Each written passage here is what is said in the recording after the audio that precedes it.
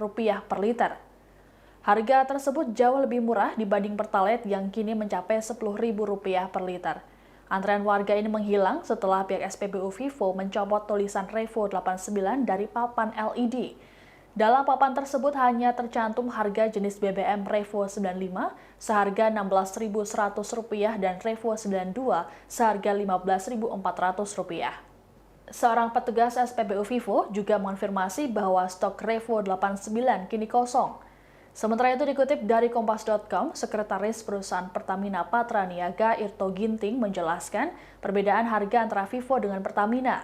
Menurut Irto, BBM yang dijual Vivo adalah jenis bahan bakar umum, sehingga masing-masing badan usaha yang menentukan harga eceran sesuai dengan formula batas atas yang ditentukan Kementerian ESDM. Sedangkan Pertalite yang dijual Pertamina mengandung bahan bakar khusus, sehingga harga jualnya menjadi kewenangan pemerintah.